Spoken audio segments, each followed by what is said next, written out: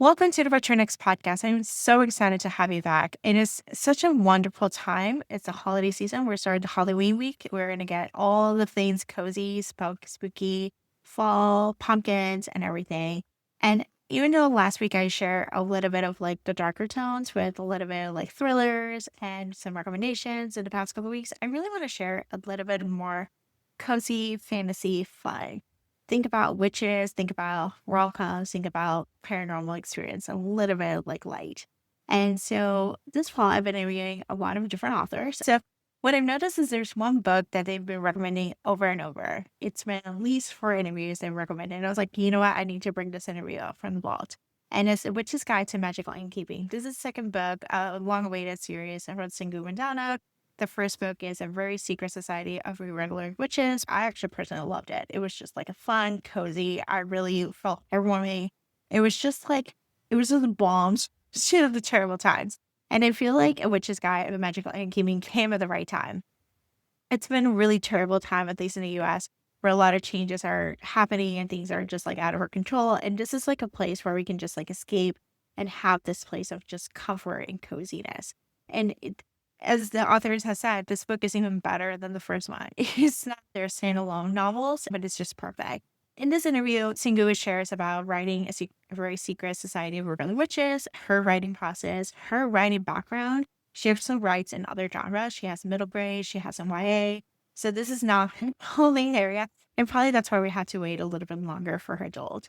I look forward to any books that she writes. I think this is just delightful. If you're looking for something cozy, if you're looking for something witchy and just British, just come to see this. Come pick A Witch's Guide to Magical Innkeeping or A Very Secret Society of Regular Witches. Both books are excellent books. So let's get to the interview. This is Sangu sharing her story, sharing some book recommendations, and a little bit of that. Hi, Sangu. Welcome to What's Your Next podcast. Hi, thanks for having me. So happy to have you here. Tell us a little bit about yourself. I am a British Indian author who writes mostly fantasy and sci-fi. Until now, all my books have been for children, but my newest book, The Very Secret Society of Irregular Witches, is my first novel for adults.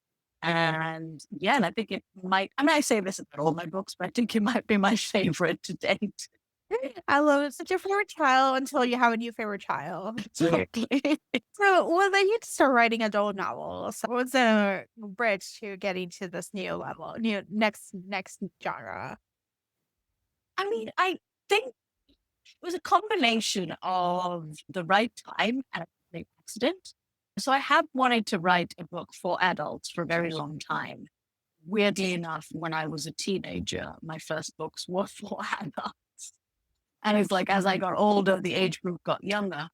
But I have wanted to, but I've been waiting for the right story. And this just happened to be it. So I think that in that sense, it was a long time coming, but it was also an accident. Yeah. So let's chat about the Very Secret Society for Regular Witches. What is the elevator pitch? Oh God, it's always so hard to like boil it down. Okay. It is a romantic fantasy about a lonely witch who is roped into becoming a magical tutor to 3 unruly witch children. And in doing so, falls in love and but she never had. With this. And so when it comes to writing fantasy, there's different elements that we have to take into account. We take into account world building, plot, characters. Which one comes first for you? Character, I think. My ideas always start with usually the central character, the protagonist or narrator, depending on the point of view of the story. And I usually have a fairly good sense of who they are from the start. And the world kind of builds naturally from that starting point. So, like in Mika's case, I knew that she was going to be a lonely witch who was going to answer a mysterious message starting with "which wanted." And from that point, it was just quite natural to ask questions like, well, who might be sending this message? And what kind of world might somebody get this message? And to kind of build from there. And I think once the world and the characters is kind of set, the plot travels. So I think I always start with character. And are you a Potter or are you a Panther? But in as much as I did one of those like your zodiac sign and what Yeah. kind of writer you are. And I think it said that I was a lawful pantser or something like that, which effectively was that I have an outline, Mhm. but I will deviate from it as I go along and things will work themselves out. So I do usually have a pretty clear idea of like the beginning, middle, end. And but it's only as I write that the connecting tissue builds itself. It is all good. So I had a question. Are you planning to do more adult books? Do you want to go back to YA or you want to do a mix of both?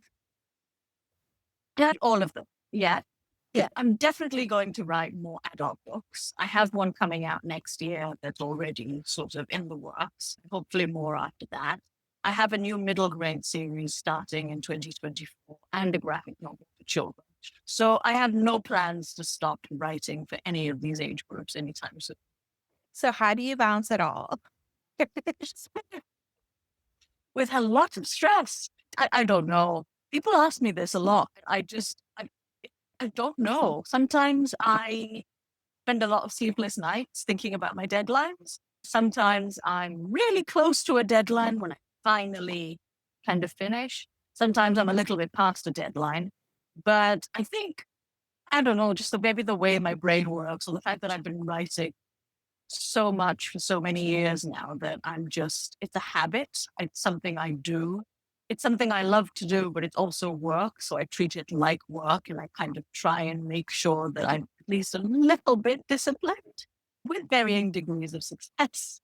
And yeah, and I just sort of lots of calendar scheduling and to-do list, really. Oh my gosh, I love this. All right. So what kind of books do you tend to read? Do you tend to read fantasy or another genre altogether?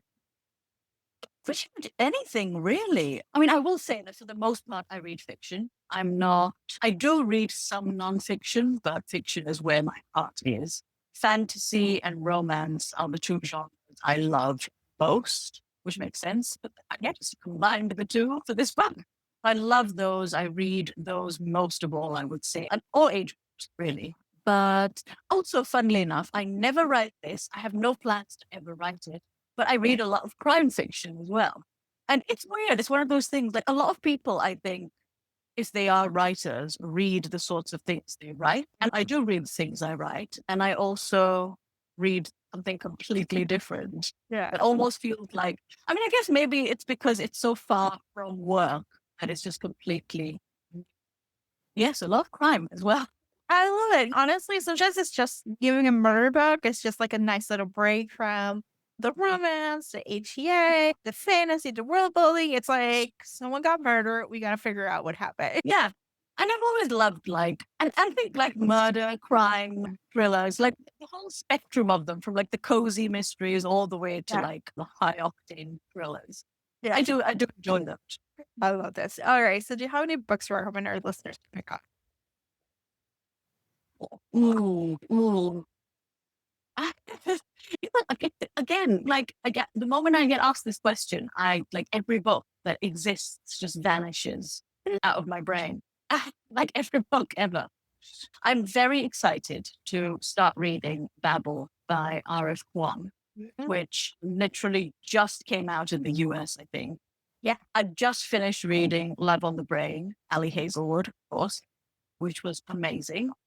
And I mean, I have so many books that I'm excited to read and so many that I've read recently that I love. But usually, if I remember anything, it will be the ones that are just like immediate, the ones that I just finished or just about to start. Yeah. I understand completely because you cannot ask me questions you should not be able to ask me. Who's your favorite author? What's your favorite book? What's the latest book you read? I'm like, I probably remember the last book I read, but not like a few weeks ago or even let it alone months ago. You know? Yeah, absolutely. And I, be- I often get asked, understandably, I think it is a very natural question to ask. I ask what my favorite book of all time is. I'm like, I don't even know books anymore. Can't think of a single book. Yeah, yeah, I understand completely. So tell us where you can find you online.